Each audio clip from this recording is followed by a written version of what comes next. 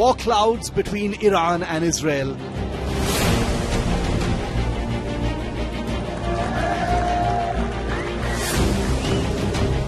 After Hamas chief's assassination, Iran bristles for a big reply.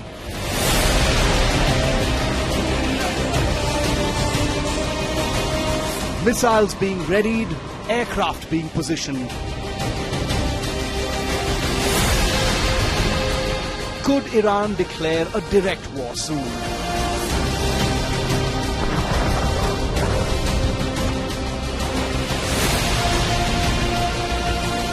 What would an Iran-Israel war look like? The world's biggest war cloud.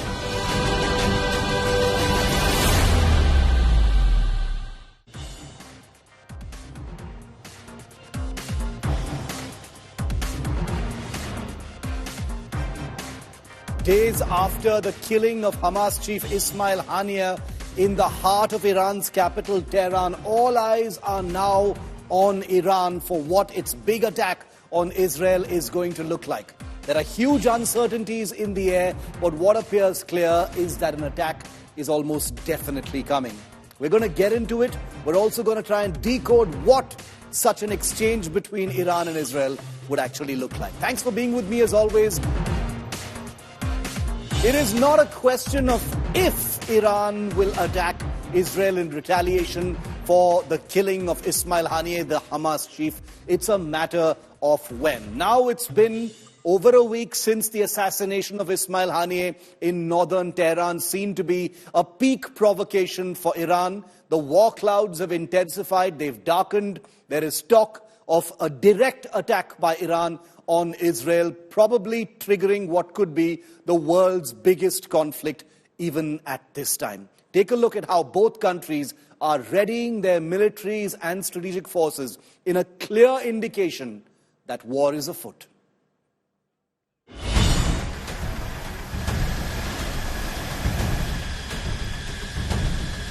Israeli fighter jets being refueled. Israeli air defense batteries being positioned and readied. And US naval assets in the region being coordinated with. Following the assassination of Ismail Haniyeh, the chief of Hamas, last week in Tehran, widely seen to be a direct Israeli action, the Jewish state is bracing for what is being seen as an assured Iranian response. Iran has already readied its strategic missile batteries for the first time in years for what is being projected as a no-limits war against Israel. And Israel knows that the attack will come. Just 4 months ago, after all, Iran unleashed its first direct attack on Israel in decades, firing 300 drones and missiles from Iranian territory, 99% of which were intercepted by Israel with help from an alliance of the US, Jordan and Saudi Arabia.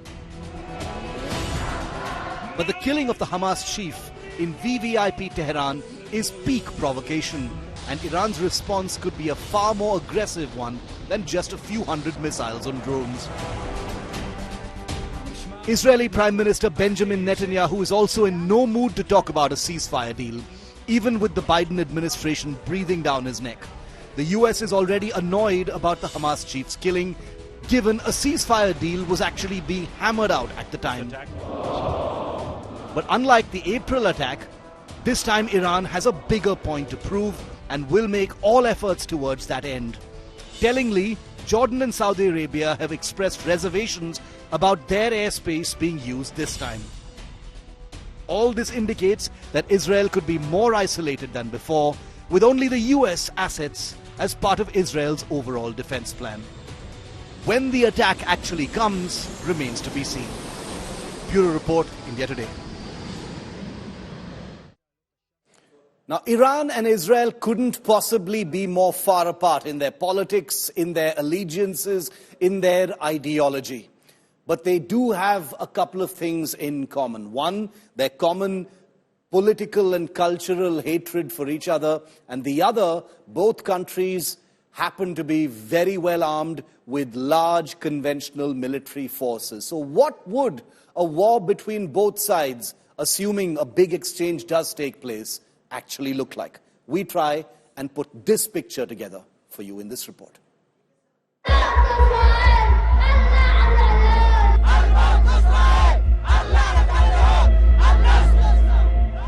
The war clouds between Israel and Iran have never been thicker.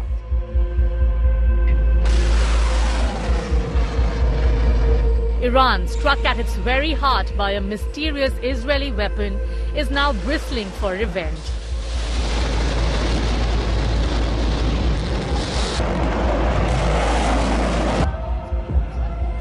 Iran has attacked Israel before, but only through its proxies, Hamas, Hezbollah and the Houthis in Yemen. But now, with Iran humiliated by the assassination of its state guest, the possibility of a direct response has never been higher. All efforts are currently on to defuse a spiraling situation. But a question that must be asked at this time is this: what would a full-fledged war between Israel and Iran involve? Theoretically, if any imminent Iranian response triggers a major spike in hostilities, the following would need to be kept in mind. An Israel-Iran war could involve the use of a wide array of advanced weapons, diverse combat strategies, and complex military exchanges. For starters, both Iran and Israel possess significant missile capabilities. Iran could deploy its ballistic and cruise missiles to target Israeli military bases, infrastructure and cities.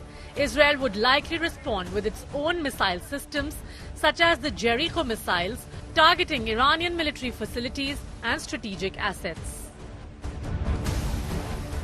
Israel's Air Force, known for its advanced technology and training, would likely conduct precision airstrikes against Iranian targets. This could include bombing Iranian nuclear facilities, military bases and command centers.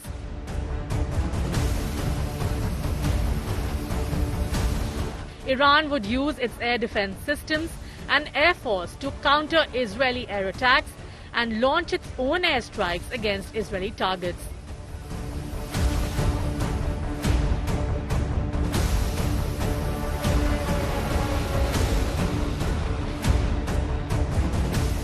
The naval aspect of the conflict could see confrontations in the Persian Gulf and the Mediterranean Sea. Israel might use its fast attack boats, submarines and anti-ship missiles to threaten Israeli shipping and naval assets. Israel's navy would engage in countermeasures and might target Iranian ports and naval facilities. While direct ground combat between Iranian and Israeli forces is unlikely due to geographical separation, both nations might deploy special forces to conduct sabotage, intelligence gathering and targeted strikes. Iran could also activate proxy ground forces in Syria and Lebanon to attack Israeli positions. Both countries have advanced cyber warfare capabilities. Israel might target Iranian critical infrastructure, such as power grids and communication networks, while Iran could attempt to disrupt Israeli military operations and civilian infrastructure through cyber attacks. Both Iran and Israel have developed and deployed drones extensively. These unmanned aerial vehicles would be used for reconnaissance, surveillance and targeted strikes. Iran might deploy swarms of drones for attacks, while Israel would use its sophisticated UAVs for precision targeting and intelligence. Iran would rely on its air defense systems like the Russian-made S-300 and domestically produced systems to protect its airspace from Israeli attacks. Israel would utilize its multi-layered air defense systems, including Iron Dome, David's Sling and Arrow, to intercept incoming Iranian missiles and rockets. Both sides would employ electronic warfare techniques to jam communications, radar and navigation systems. This could include disrupting GPS signals and radar systems to hinder enemy operations and protect their own assets. Iran would very likely continue to mobilize its proxy groups, such as Hezbollah, to launch attacks on Israel from neighboring countries like Lebanon and Syria. These groups could use rockets, missiles and guerrilla tactics against Israeli cities and military positions.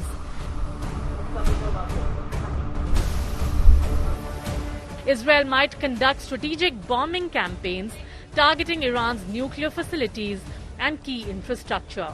Both sides could engage in acts of sabotage, such as targeting oil facilities, transportation networks, and industrial sites to cripple each other's economic capabilities.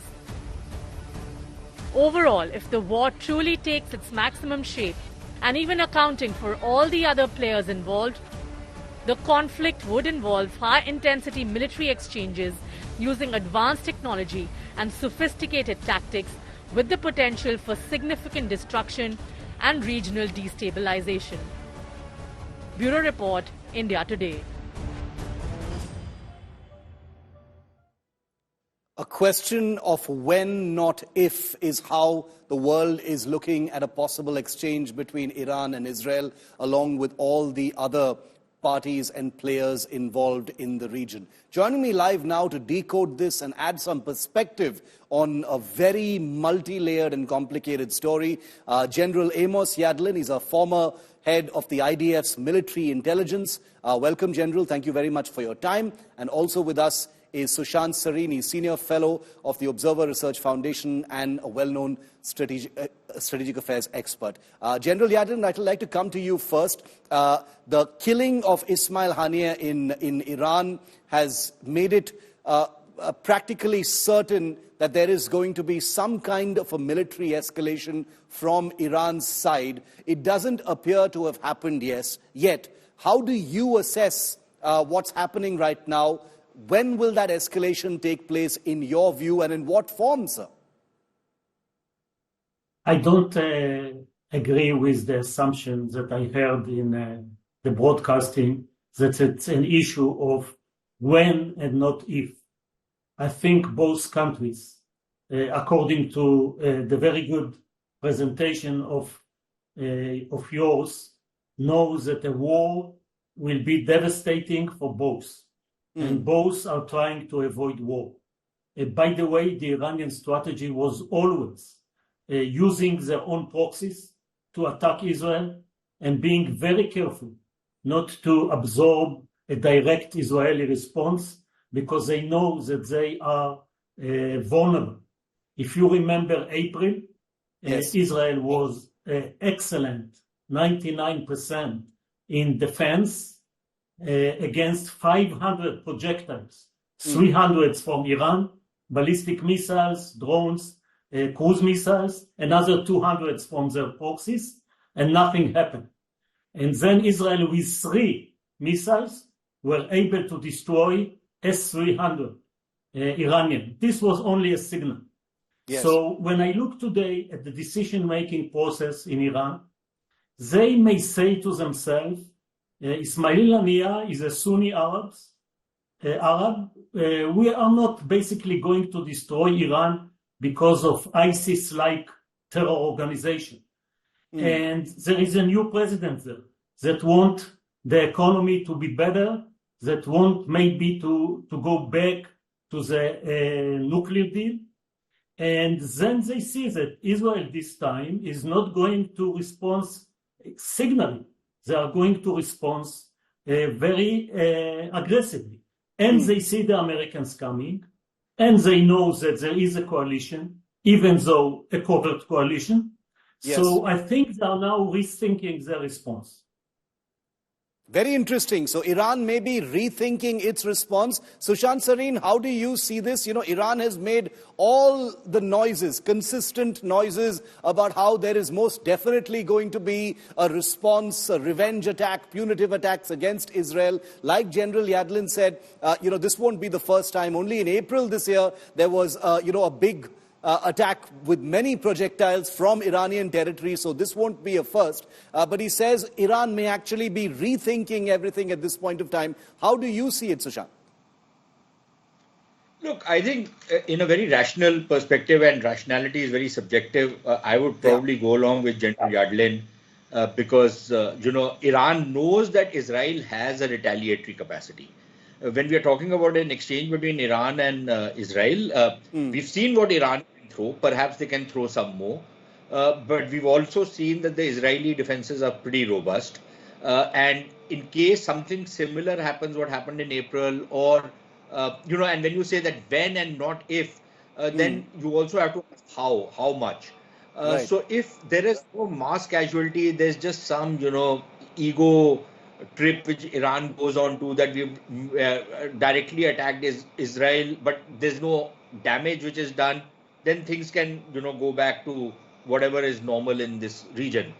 But if there was to be some kind of mass casualty, then I think Israel's hands would be forced. And Israel has shown capability, not just about the kind of attacks that have taken place, whether it's cyber attacks, whether it's taking out of the S-300 missile system, or the kind of targeted assassinations that have happened. If you can get rid of a terrorist like Ismail Hania, you can just as well attack virtually anybody in Iran. You have that reach.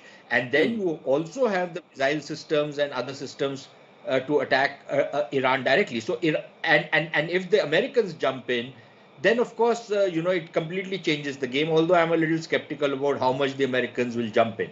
So, Right. In a rational framework, that is where things should happen. And beyond a point, the temperatures will be kept calm. But are we operating in a rational framework? And is the rationality on the other side the same as ours? Iran could just as well try and overwhelm the Israeli systems by launching attacks from all four directions. Right. You have Lebanon, you have the Houthis, you have whatever is left in Gaza, and of course you have Iran. So you could see a multi-directional kind of an attack. Will that overwhelm Israeli defenses? We don't know. But look, at the end of the day, Shiv, I think the most important thing is that it's impossible to predict how a war will proceed. Yeah. I think the most unpredictable thing in life is a war. Even the best of plans, and the general is out here. I'm sure he'll bear me out. Even the best laid plans go awry the moment the first shot is fired. So let's hope it does not go in that direction. But who can say? Very, very interesting scenario. Nothing can actually be predicted. And yes, General Yadlin is possibly in the best possible position to give us, an assessment of what those options are. But General, does Iran have any options, short of offensive action against Israel? Any kind of, direct offensive action against Israel? Is there anything that Iran can do? And the reason I ask is because, within Iran, if they don't act, at least from the outside, it will be seen, as having buckled down or, not kept its promise to avenge what happened in Tehran, etc. But obviously, these are more complicated than, being seen from the outside. Does Iran have options short of offensive action, sir? Yeah, no doubt that Iran wants to retaliate and Iran wants to deter Israel from a future operation. So the formula, how to deter enough, how to retaliate enough, and in the same time, not pass a threshold into a full-scale war, is a dilemma all over the Middle East in the last 10 months. Israel vis-a-vis Hezbollah, Hezbollah vis-a-vis Israel, and so Israel and Iran. So the Iranians can do what they did in the past, encourage their proxies, Hezbollah, the Shia militia in Iraq, the Houthis. As you said, nothing was left in Gaza that really can do something, but the other proxies may attack Israel. And Hezbollah, I think, going to attack Israel. But the Iranians, I think, will look maybe now, when they understand that their sovereignty was not violated by a missile attack or an air attack. It was a domestic bomb that killed Hania. Yes, it was humiliating for them, but it was not a military attack. So they may try and target Israeli leaders, Israeli generals, Israeli scientists, whether in the globe, They have tried it in India, they have tried it in Thailand, they have tried it in Europe, or targeting a pinpoint attack on Israelis in Israel. But this, I think, will make sure that they are not even close to the threshold of going into a full-scale war, mutual assured devastation for both.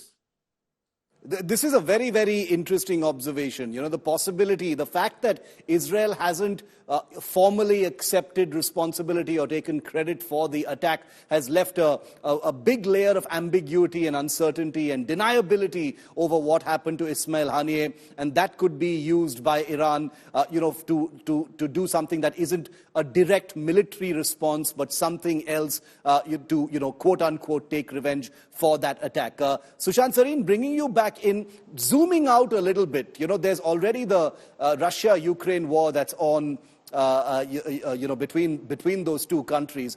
What would happen? You're right when you say nothing is predictable in how war could break out, what forms it could take, etc.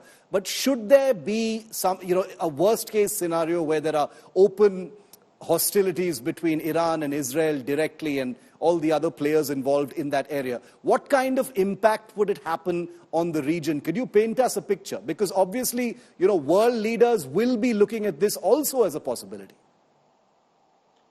Look, Shiv, if we are getting into that speculation, then I think it will be a devastating impact. We really cannot fathom how widely the war will spread, how deep it will be, which all countries it will pull in.